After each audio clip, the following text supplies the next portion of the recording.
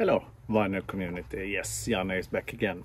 And today I'm going to do a follow-up on a thread that is floating around in the vinyl community. I've seen a couple and I thought, yes, I will jump. This seems to be so easy, but when I started to pull out records that I thought I have listened to the most, and the pile gets huge.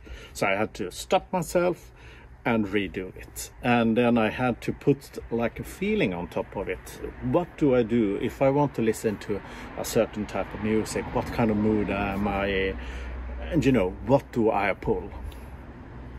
And the pile that I got narrowed down to 10 plus 1 bonus, and it's kind of interesting.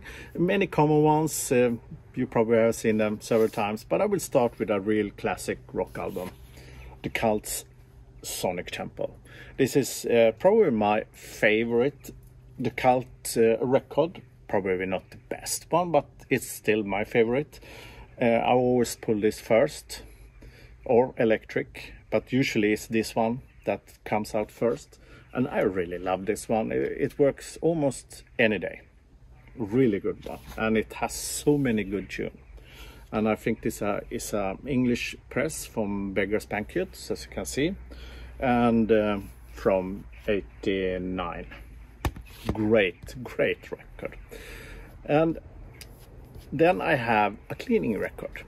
Yeah, you have to clean sometimes, and when you do dusting around, putting things in order, then I play this one. It's a really go-to cleaning band. It suits so good when you clean. And this is the debut from '77. It's an amazing record for cleaning, and it's a good band. And then I have a Sentimental one, and it's really classic. It's AC/DC's Back in Black. This is the record that I bought as first with my own earned money, that I have been doing some errands for a video store on my bike. I will tell the story another day, but still, this is a real classic. So it's a real sentimental one, and I play it a lot. It's usually the gate into the AC/DC evening, if I'm into that mood. Start with this one, and then I go back to the older ones, because Bon Scott is my favorite, but still, this is the start. A real good one. And then, if I want to get into a mood for some certain, preparing for a dinner, or go out with friends, or go for a concert, or just want to mood up, then I play this record. Yes, the Congos, Heart of Congos, a real classic, really must have if you dig reggae. And the opening tune, Fisherman, is wow. It's my absolute favorite amongst reggae records. And this is the a remastered edition from '96 that Blood and Fire did, the British, '96 British record label that did a really good work on a lot of classic reggae records. The actual record looks like that, and it's from '77, but this sounds really good. And then usually if I go for, as I'm a rocker in the heart and bone, I want to go for a concert, or if not Congos works and I'm going to see something a little bit tougher, then I play this one. And I think this was the get into my punk vein. But I just love this record because it's so much variety in this. You have all kinds of music, and it's like playing a compilation of different bands, and it's amazing record. I just love this. And then we have some classics. if I want to play some Sabbath, I always start with Paranoid.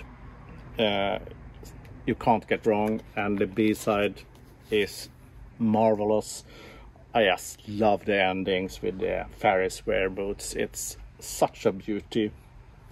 So good, so good. And then of course I have to show my favorite band, Led Zeppelin, and Houses of the Holy. Yes, it's blue because it's a Korean edition, and I just love this record. It should have been top of my Led Zeppelin, because this is always the record I start with if I want to listen. I always pull this out, and it's mostly because my favorite tune, The Ocean, is on this one. It's a beauty. It's a beauty. And I also like this fellow, David Bowie.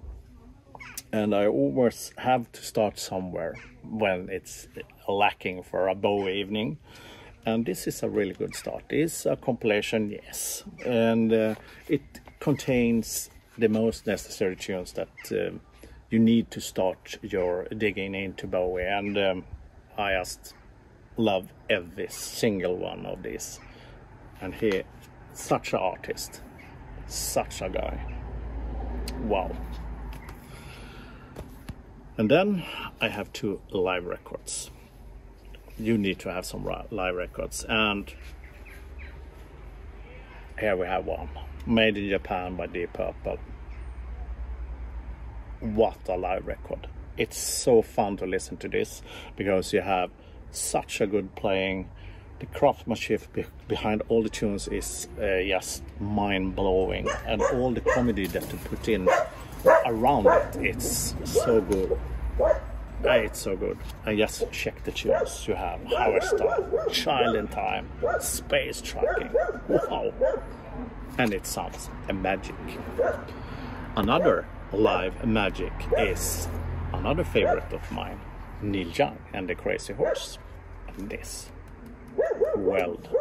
It's welding. Wow, what a record. And you have all the classics on this one, and sounds magic. So good, so good. I'm so happy to have that and discovered Neil Young back in the days. And then for the bonus, I have to show my favorite Swedish one, of course. Have to be a little bit native, and I go with Thåström. Som jordgubbarna smakade, as the strawberries tasted, in English. And Thåström is a fantastic guy, has a grandiose history. Started out with a punk band, Ebba Grön, continued to the more indie post rock band Imperiet, did a electrical industrial phase with Peace, Love and Pitbulls, and then he went totally solo, and the solo stuff is wow.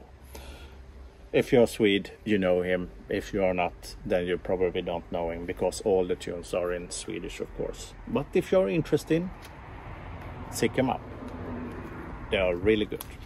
All right, that was my top 10 record that I listened to the most.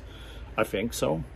I played this record so many times. I think I changed a few already, like The Clash.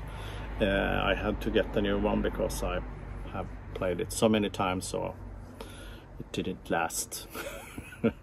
And yeah, that's all I had. So stay tuned, keep the record spinning, and fridens.